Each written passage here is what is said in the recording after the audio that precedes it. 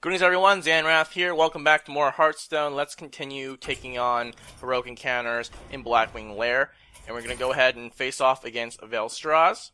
And his power now is drawing 3 cards for each player and getting a mana crystal. Super nice. Alright, so we're going to take him on with the Burning Draws Druid deck.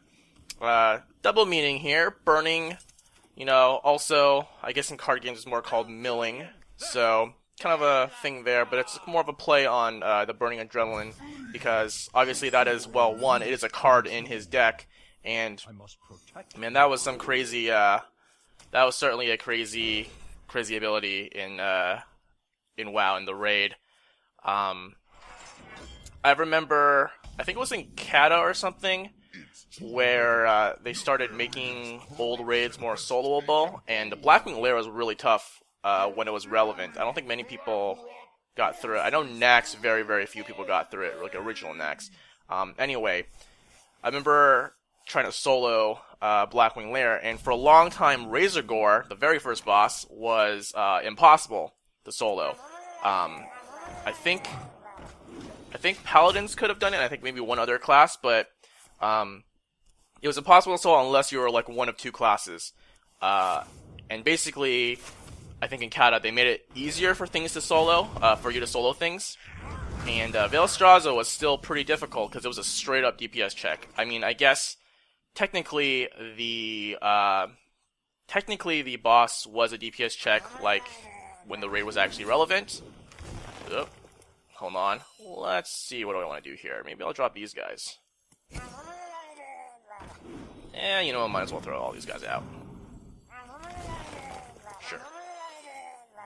But yeah, it was a straight up DPS check because Burning Adrenaline, that's what this guy is known for. Burning Adrenaline basically put you on a clock. I think it lasted 20 seconds or something. At least when they made it easier to solo, it lasted about 20 seconds. And that kind of sucks. But yeah, it lasted 20 seconds. Or was it 45 seconds? Something like that. No, it was like 20 seconds. And after that, after you got the debuff, if you couldn't kill him, you just died. Like, you can't immune it or anything. And even after you killed him, and you still had the debuff, you would die. So, super fun ability, definitely. Let's see. Let's go ahead and throw out this guy and this guy. Everyone gets a little buff. And I guess I'll do this. Keep all the murlocs up. Alright. What you got now? I'm safe from milling unless he naturalizes. And he milled 1. I got my naturalize. Oh, I had 2 actually. Alright. How fancy. Let's see. Well, that's cute. So I shouldn't mill here. Oh, yeah, I get to buff my own guy. That's pretty cool. That's pretty cool. Let's go ahead and we'll hit him there. We'll hit him again. Let's see how many cards do I have. 8. So let's go ahead and wait, do I have lethal actually? I probably do, right? 13, 17, 20, 28. Yeah. Alright, well, just for fun, I guess we will drop this guy. Let's go ahead and clear his board as best we can. And there we go. Alright. Oh. Ha! Mistake. This is for, I can't even see the little dude. Wait. This guy's attack did go down, right? Why did that happen? I thought it was for each Murloc summon he gains a +1. And then I killed the other Murloc. And he died. Yeah, when he died, he lost attack power, I think. That's kind of weird. I need to check that again. I'm not sure what happened. I'm pretty sure I had lethal. But it didn't really matter, right? Because I was just kind of messing around. It was pretty securely in the bag. That was actually flawless, wasn't it? I didn't take any damage. So, well, that was a lot easier than I thought it would be. Yeah. Sorry, I got a little distracted telling the story, getting all nostalgic and all that. Let's go ahead and check out the deck. Here is Burning Draws, and basically, well, you kind of saw it for what it was, right? It's basically murlocs. I don't think I really need to explain anything other than that.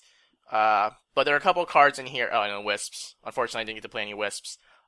Basically, Innervate here helps you burn cards really easily. Let's see the curve. The curve is basically all ones and a couple like 2s and 3s, right? And some 0s. But, Innervate there to help you burn up cards. In this deck, you play an Innervate, you can probably get rid of at least another card, probably 2.